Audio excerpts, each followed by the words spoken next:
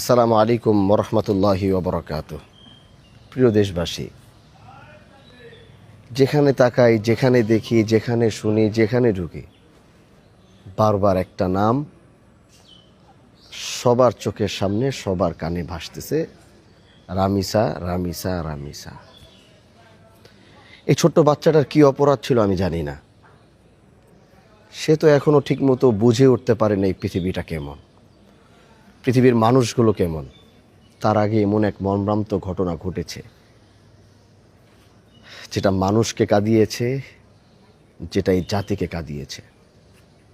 আমি একজন সংসদ সদস্য, বর্তমান সরকারের একটা পার্ট ধরে নেন। এটা আমার জন্য লজ্জাজনক। এতই কষ্ট লাগছে যে সেই বাবাটার মুখ থেকে যখন শুনলাম যে আমি কার কাছে বিচার দিব, কি বিচার দিব, কে আমার সন্তানের বিচার করবে। আমি লম্বা কথা বলার জন্য আর লম্বা ভিডিও করার জন্য আসিনি।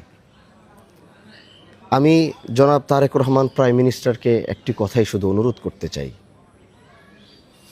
আমরা জানি আপনার বাবা কেমন ছিল, আমরা জানি আপনার মা কেমন ছিল। সেই রক্ত আপনার ভিতরে আছে, এটা গোটা বাংলাদেশের মানুষ স্বীকার করে। আপনি পারবেন। আপনি বাংলাদেশে একটা নজির স্থাপন করে দেখান।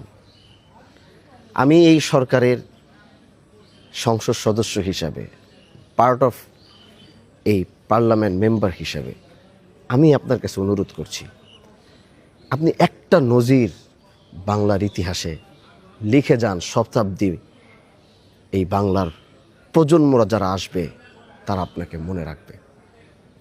আজও পর্যন্ত একটা ধর্ষকের বিচার বাংলাদেশে হয়নি, তাই বলে তো ধর্ষণ হচ্ছে।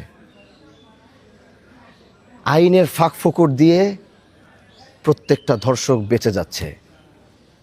আইনের ফাঁক ফোকর দিয়ে কিভাবে যেন তারা ধর্ষণ করার পরও তারা বেরিয়ে যাচ্ছে। রামিসার হত্যাকারী তো প্রমাণিত, সে স্বীকারোক্তি দিয়েছে। বাস আইন আইন আইন আইন না বলে ধর্ষকের সর্বোচ্চ শাস্তি। এক তো ধর্ষণ করেছে, এই জন্য তার বাংলাদেশের আইনে মৃত্যু হয়, তার মধ্যে সে গলা কেটে হত্যা করেছে, ডাবল অপরাধ করেছে, যাকে 2-3 বার হত্যা করার পরও তার বিচার পরিপূর্ণ হবে না। আপনি পারবেন।